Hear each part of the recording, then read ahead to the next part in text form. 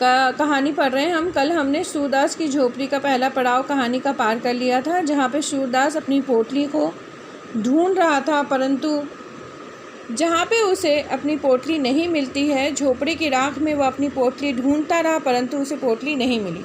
तड़का हो गया, यानी कि भोर हो गई। सूरदास अब राख के ढेर को बटोर कर एक जगह पर कर रहा था।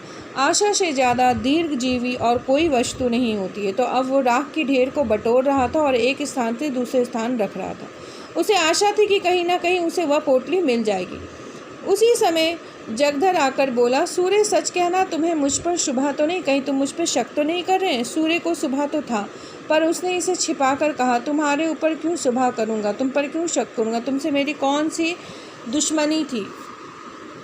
जगधर, मोहल्ले वाले तुम्हें भड़काएंगे, पर मैं भगवान से कहता हूँ मैं इस बारे में कुछ नहीं जानता। तो आगे वह कसम वसम खाकर कहने लगा कि मैं तुम्हारे घर में आग जो लगी उसके बारे में कुछ नहीं जानता। तो सूरदास, अब तो जो कुछ होना था हो चुका, कौन जाने किसी ने लगा दी या किसी की चिलम से उड़कर लग गई, या भी तो हो सकता है कि चूल्हे में आग रह गई हो बिना जाने बुझे। किस पर सुबह करूं? सूरदास बड़ा दिल मतलब दिल महसूस कर अपना कह रहा होता है कि मैं क्या शक करूंगा किसी पे, मैंने तो नहीं देखा ना कि किसने मेरे घर पे आग लगाई, और जो होना था सो तो हो गया, अब मैं किसी पे शक करके क्या करूंगा? जगधर, इसी से तुम्हें चिता दिया कि कहीं सुबह मैं भी ना मारा जाऊं। तो चिता दिया मतलब बता दिया कि शक में कहीं मैं भी ना मारा जाऊं। तो इस तरह से जगधर अपने बारे में बताता है कि कहीं तुम मुझ पे शक मत कर लेना। सूरदास, तुम्हारी तरफ से मेरा दिल साफ है। जगधर को भैरव की बातों से अब यह विश्वास हो गया था कि यह उसी की शरारत है। उसने सूरदास को रुलाने की बात कही थी। तो यहाँ पे अब जगधर जो है उसे कहीं ना कहीं अपने मन में विश्वास था, जगधर को अपने मन में विश्वास था कि भैरव ने ही यह आग लगाई होगी। उस धमकी को वो इस तरह पूरा किया। वह वहाँ से सीधे भैरव के पास गया। वह चुपचाप बैठा नारियल का हुक्का पी रहा था, पर मुख से चिंता और घबराहट भी झलक रही थी। जगधर को देखते ही बोला, कुछ सुना? लोग क्या बातचीत कर रहे हैं? सब लोग तुम्हारे ऊपर शुभा करते हैं। नायक राम की धमकी तो तुमने अपने कानों से सुनी है।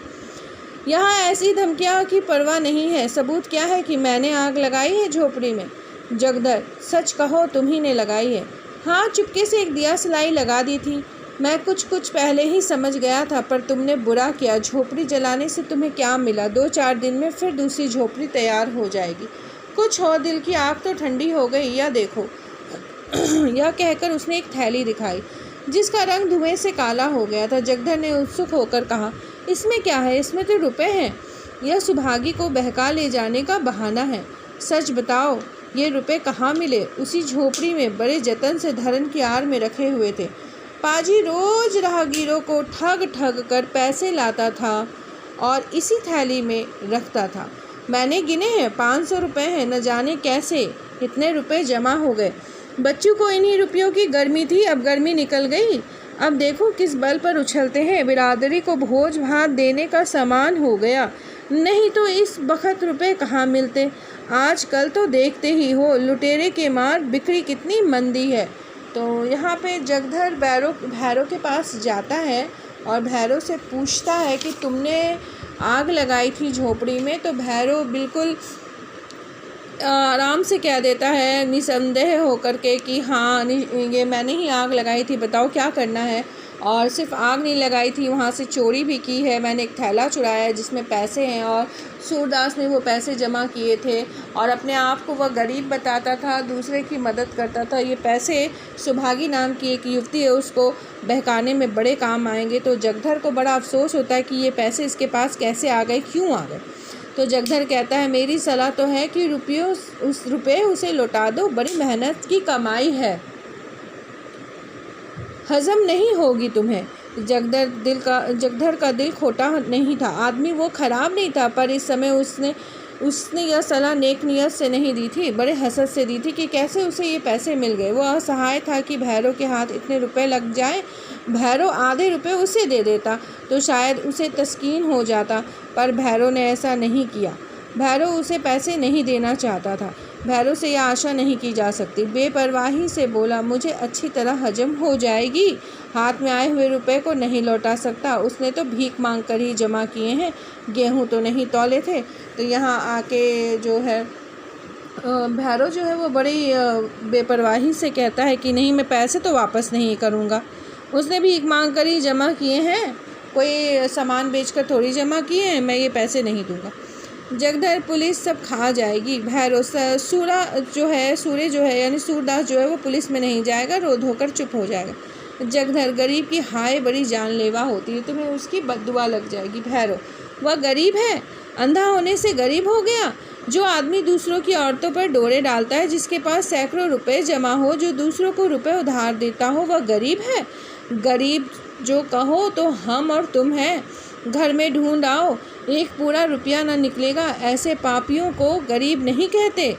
अब भी मेरे दिल का कांटा नहीं निकला, अब तक उसे रोते ना देखूंगा, तब तक कांटा ना निकलेगा। जिसने मेरी आबरू बिगाड़ दी, उसके साथ जो चाहे करूं, मुझे पाप नहीं लग सकता है। तो जगधर जो है वो भैरव को काफ़ी समझाता भी है, परंतु भैरव जो है वो समझने को तैयार नहीं है कि हाँ वो पैसे वापस लौटा दे। वो पैसे वापस नहीं लौटाना चाहता, क्योंकि वो कहता है कि मैं पैसे क्यों लौटाऊंगा, ये पैसे मेरे बड़े काम आएंगे। और वो गरीब वरीब नहीं है, वह दूसरे की औरतों को डोरे डालता है और दूसरे के पैसे से मदद करता है। उसके पास बहुत पैसे, हमारे घर में पैसे जमा नहीं है, बल्कि उसके पास घर में पैसे जमा है।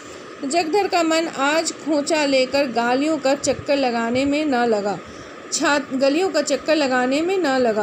छाती पर सांप लौट रहा था। इसे दम के दम में इतने रुपए मिल गए, अब मौज उड़ाएगा। तकदीर इस तरह खुलती है, यहाँ कभी पड़ा हुआ पैसा भी नहीं मिला। पाप पुण्य की कोई बात नहीं, मैं ही कौन दिन भर पुण्य किया करता हूँ। दमड़ी छदाम कौड़ियों के लिए टेनी मारता हूँ, बाट खोटे रखता हूँ, तेल की मिठाई को घी की कहकर बेचता हूँ। ईमान गंवाने पर भी कुछ नहीं लगता। जानता हूँ यह बुरा काम है, पर बाल बच्चों को पालना भी तो ज़रूरी है। इसने ईमान खोया तो कुछ लेकर खोया, गुनाह बेलज नहीं रहा। अब 2-3 दुकानों का और ठेका ले लेगा। ऐसे ही कोई माल मेरे हाथों भी पड़ जाता तो जिंदगानी सफल हो जाती। तो अब जगधर जो है मन ही मन अपने आप में ये सोचने लगा कि ऐसा क्यों हुआ, इसको इतने पैसे मिल गए और मैं इतनी मुश्किलें करता हूँ। खोंचा लेकर, जो एक सिर पे एक टोकरी रखकर, खोपचा लेकर, एक कंधे में एक लकड़ी का बना हुआ होता है वो रख कर, उसके ऊपर में जैसे गोलगप्पे वगैरह बेचे जाते हैं, उसी तरह से वो मिठाई बेचने का काम करता है। तेल की बनी मिठाई को वो घी की कहकर बेचता है, तो अपने आप में कहता है मैं भी तो ईमान बेचता हूँ, झूठ कहकर अपना सामान बेचता हूँ, परंतु मैं कभी इतना पैसे नहीं कमा पाता। ये भैरव ने कमा लिया। अब भैरव क्या करेगा, अब वो 2-3 और दुकानों का ठेका ले लेगा और इसके बाद उसकी मौज होगी। और मैं तो बेचारा कुछ नहीं कर पाया, मेरे हाथ ऐसे पैसे क्यों नहीं लगे। अगर मेरे हाथ भी ऐसे पैसे लग जाते तो मेरी ज़िंदगी जो है वो सफल हो जाती। तो इस तरह की बातें जो है अब जगधर जो है अपने आप में सोचने लगता है, सोच कर रह जाता है। जगधर के मन में ईर्ष्या का अंकुर जमा। वह भैरव के घर से लौटा तो देखा कि सूरदास राख को बटोर कर उसे आटे की भांति गूँथ रहा है। सारा शरीर भस्म से ढका हुआ है और पसीने की धारें निकल रही हैं। बोला, सूर्य क्या ढूंढते हो? सूरदास, कुछ नहीं, यहाँ रखा ही क्या था, यही लोटा तवा देख रहा था। जगधर, और वह थैली किसकी है जो भैरव के पास है? सूरदास चौंका। क्या इसलिए भैरव आया था? ज़रूर यही बात है, घर में आग लगाने के पहले रुपए निकाल लिए होंगे। तो सूरदास से जगधर कह देता है कि भैरव के पास थैली है, तो सूरदास समझ जाता है कि भैरव ने उसकी थैली चुरा ली। लेकिन अंधे भिखारी के लिए दरिद्रता इतनी लज्जा की बात नहीं जितना धन संचय करना। सूरदास जगधर से अपनी आर्थिक हानि को गुप्त रखना चाहता था। तो अगर एक भिखारी पैसे जमा करता है तो यह उसकी बेइज्जती की बात है, ये उसकी इज्जत की बात नहीं है। उसके लिए धन संचय करना पाप है, वह धन को गुप्त नहीं रख सकता। इसीलिए वो आर्थिक हानि जो पैसे की चोरी हुई है वह जगधर को बताना नहीं चाहता। सूरदास उसे कुछ नहीं बताना चाहता। वह गया जाकर पिंडदान करना चाहता था, मिठुआ का ब्याह करना चाहता था, कुआं बनवाना चाहता था, किंतु इस ढंग से कि लोगों को आश्चर्य हो कि इसके पास रुपए कहाँ से आए। लोग यही समझे कि भगवान दीन जनों की सहायता करते हैं। भिखारियों के लिए धन संचय पाप संचय है, और पाप संचय कम अपमान की बात नहीं है। बोला, मेरे पास थैली वैली कहाँ होगी, किसी की थैली होती तो भीख मांगता। तो आज मैं आपको यहीं तक कराती हूँ।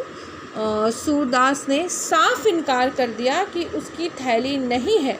वो बिल्कुल भी